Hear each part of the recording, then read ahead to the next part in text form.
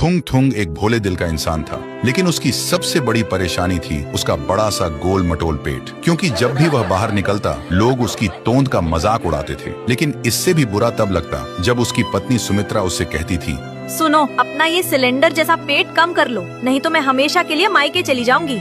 इसलिए वह दिन रात मेहनत करता, पर उसका जिद्दी पेट कम ही नहीं हो रहा था। एक दिन रोज रोज के तानों से हार कर थुंग थुंग अपनी जान देने एक पहाड़ की चोटी पर चला गया। जाते ही रोता हुआ बोला, बस अब और नहीं, सब मेरा मजाक उड़ाते हैं और अब मेरी बीवी भी मुझे छोड़कर जाना चाहती है। ऐसी जिंदगी का क्या फायदा।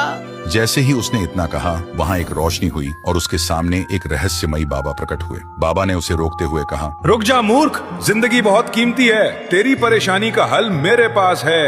यह कहकर बाबा ने अपने झोले से एक सोने का मेंढक निकाला और थुंग थुंग को देकर कहा, ये कोई आम मेंढक नहीं है बच्चा, इससे जो भी मांगेगा मिल जाएगा, पर कभी लालच मत करना।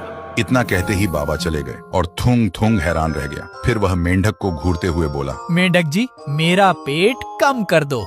कहते ही थुंग थुंग का पेट अचानक कम हो गया। देखते ही उसकी खुशी का ठिकाना नहीं रहा। फिर वह दौड़ता हुआ घर पहुंचा, पर उसे देखते ही उसकी बीवी के होश उड़ गए और खुशी से चिल्ला उठी, अरे, मेरा पति इतना हैंडसम कैसे हो गया। थुंग थुंग ने सोने का मेंढक सुमित्रा को दिखाया और सारी बात बता दी। सुनते ही सुमित्रा की आंखों में लालच आ गया। उसने बोला, जब ये मेंढक कुछ भी दे सकता है तो क्यों ना हम अमीर भी बन जाएं। थुंग थुंग ने मना किया, पर सुमित्रा ने बात नहीं मानी और लालच में बोली, मेंढक जी, हमें दुनिया का सबसे अमीर बना दो, हमारे घर के हर कोने में बस सोना ही सोना हो। लेकिन इस बार कुछ भी चमत्कार नहीं हुआ। सुमित्रा को लगा थुंग थुंग ने उसे बेवकूफ बनाया है, इसलिए गुस्से में रसोई की तरफ चली गई। लेकिन जैसे ही उसने पानी के गिलास को छुआ वह ठोस सोने का बन गया। यह देखते ही सुमित्रा की आंखें चमक उठी। फिर उसने रोटी को छुआ, वह भी सोने की बन गई। सुमित्रा खुशी से झूम उठी। उसे लगने लगा कि अब वह सोने की देवी बन चुकी है। लेकिन उस दिन के बाद से थुंग थुंग की जिंदगी नरक बन गई। अब घर का सारा काम उसे ही करना पड़ता था, ऊपर से बीवी को भी अपने हाथों से खाना खिलाना पड़ता था और सुमित्रा बस महारानी बनकर आराम से लेटी रहती। फिर एक दिन थक हार कर थुंग थुंग सुमित्रा को खाना खिला रहा था। तभी अचानक वहाँ एक बड़ा सा चूहा आ गया। चूहे को देखते ही सुमित्रा जोर से चीखने लगी और घबराहट में थुंग थुंग को पकड़ लिया। लेकिन जैसे ही उसने थुंग थुंग को छुआ,